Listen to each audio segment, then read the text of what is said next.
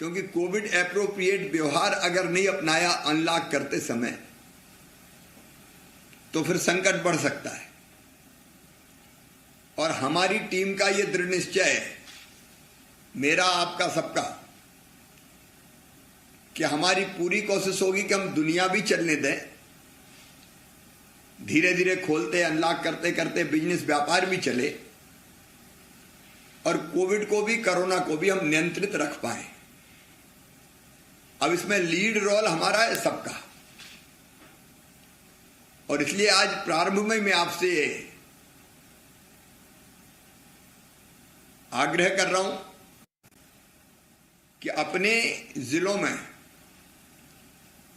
Unlock की प्रक्रिया में कोविड की गाइडलाइन का पालन सुनिश्चित करवाना वो आपका काम है। दुकानदार क्या करे, ग्राहक क्या करे, दुकानें कैसे खुले, वो सब पूरा आप तय कर चुके हैं। सड़कों पे भीड़ ना निकले, 6 से ज्यादा इकट्ठे ना हो। मुझे लंबा कहने की जरूरत नहीं, कोविड के नियमों का पालन, मास्क, दूरी। तो मुझे लगता है कि आपको आपके प्रभार के जिले में एक दौरा करना पड़ेगा और वहां एजुकेट करने वाली क्राइसिस मैनेजमेंट ग्रुप की जो ग्रुप्स को संबोधित करें, नीचे तक पंचायतों में बात करें, विधायकों को जैसे आपने लीड रोल दिया था अपने विधानसभा में, उनको लीड करने को कहें, उनके साथ पूरे क्राइसिस मैनेजमेंट ग्रुप को जोड़ें, हमारे सांसद गणों से बात करें, अधिकारियों को दिशा निर्देश दें, जनता में सीधे आपका संदेश पहुंचे। जिम्मेदारी हमारी सबसे बड़ी है और आगे दिक्कत ना हो उसकी जिम्मेदारी भी हमारी है। तो आप सबको दौरे करने पड़ेंगे, उसकी योजना आज ही बना लीजिए और बिना भीड़ के वर्चुअली भी कई काम करें आप। लेकिन जैसे मैं संभाग केंद्रों पर जाके बैठ गया तो उसका एक अलग असर पड़ता है, वैसे आप जिला केंद्र पर जाके बैठ जाएंगे तो अलग असर पड़ेगा। और दूसरा, वैक्सीनेशन के बारे में जन जागरण, ये 2 काम एक साथ हम करें।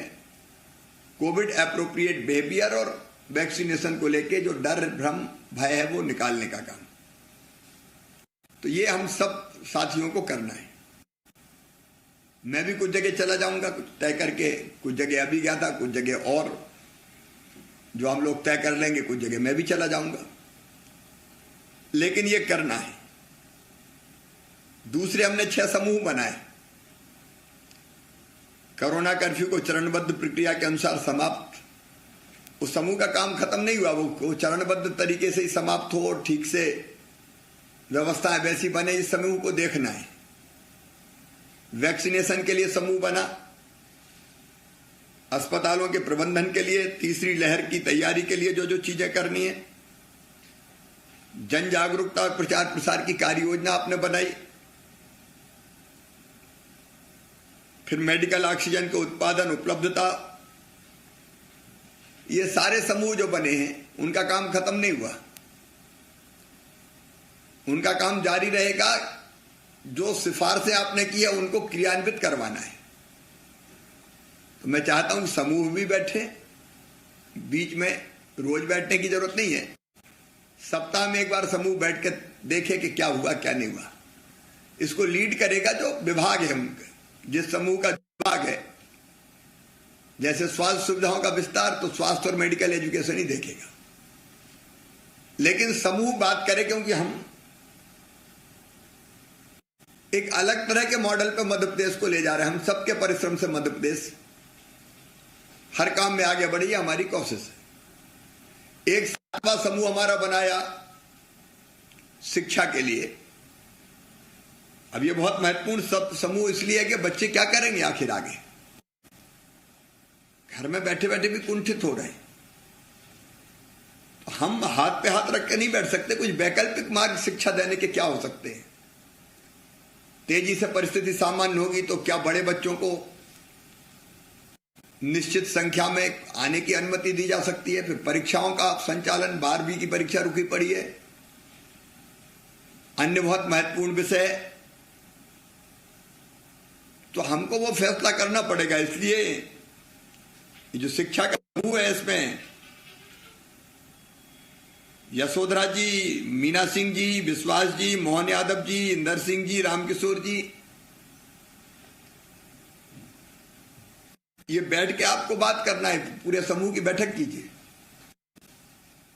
और कुछ तरीके सोचिए जिससे बच्चों की शिक्षा का मध्य प्रदेश इसमें भी मॉडल बन सकता है क्या, कि हमने इन परिस्थितियों में बच्चों को शिक्षा वो प्राप्त करें, इसलिए ये फैसला किया। आप जरा ब्रेन स्टॉर्मिंग कीजिए, विशेषज्ञों से बात कीजिए, शिक्षाविदों से बात कीजिए, टेक्नोलॉजी का उपयोग करके क्या हो सकता है उसके बारे में आप कोशिश कीजिए।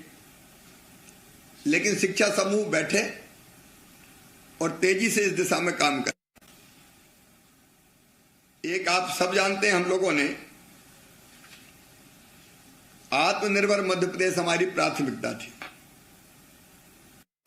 तो मैंने अधिकारी स्तर पर निर्देश दे दिए थे। उसके लक्ष्यों को लेके ये बात अलग है कि थोड़ी दिक्कत हमको है संसाधनों की। 2-2.5 महीने में काफी रेवेन्यू का लॉस हमको हुआ है, लेकिन फिर भी काम तो हमको करना है, तो कुछ जितनी सीमाओं में कर सकते हम करेंगे। तो उस काम को हम फिर से प्रारंभ कर दें और एक विभागीय कार्यों का लोकार्पण शिलान्यास की जहां स्थिति है ये वर्चुअली शुरू कर दें। अब कल मैंने एक रतलाम में ऑक्सीजन प्लांट का वर्चुअली लोकार्पण किया, परसों नीमच में मनासा में किया। भीड़ इकट्ठी नहीं करेंगे, केवल कुछ लोग होंगे, लेकिन चीजें और भी चल रही है कोरोना के अलावा।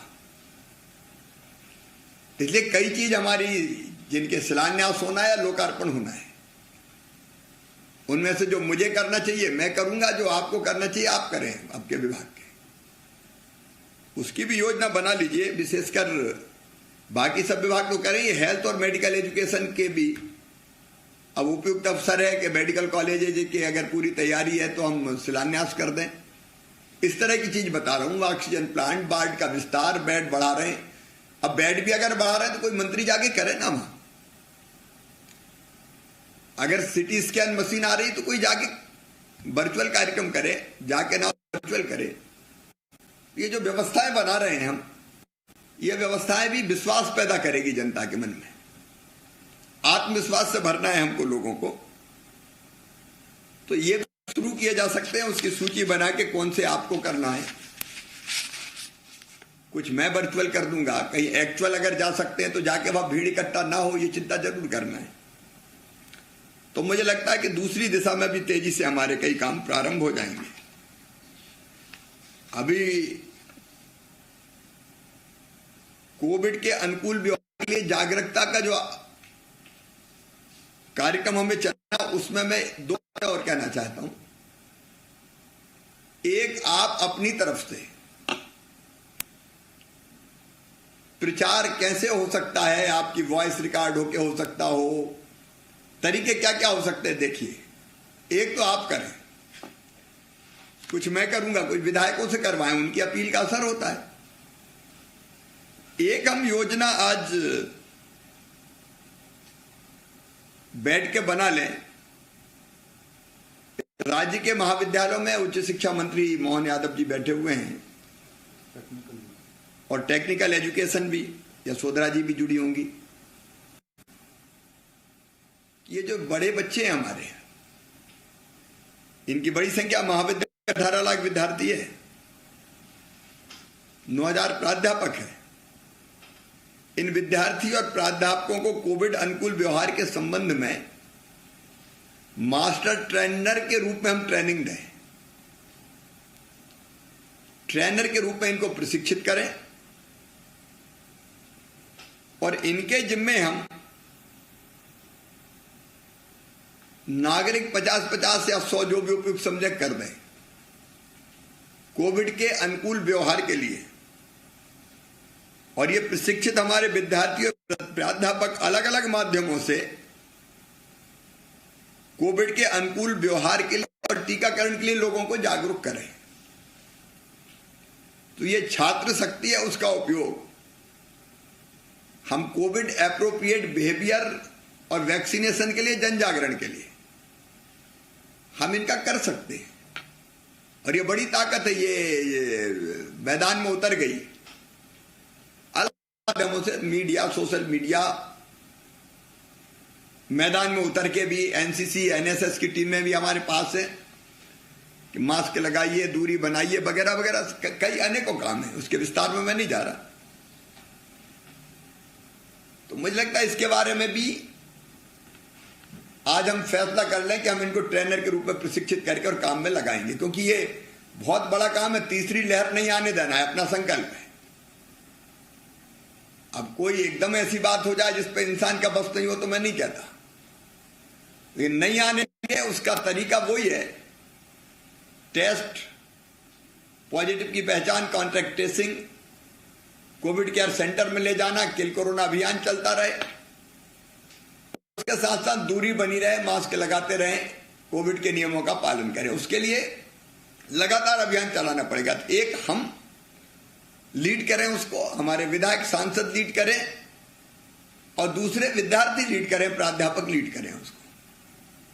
मोहन जी तैयार हो?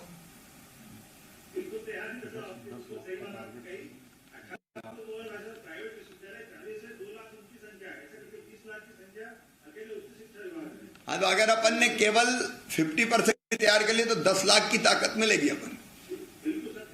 ये बहुत बड़ी शक्ति है। फिर टेक्निकल एजुकेशन के अलग है।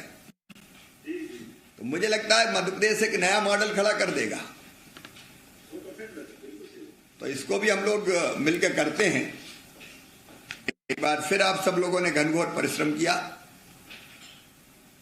और इसलिए अपनी तो टीम है, लेकिन फिर भी टीम लीडर के नाते मैं धन्यवाद दे रहा हूं। अब अपनी कैबिनेट की बैठक के हम लोग चर्चा करेंगे।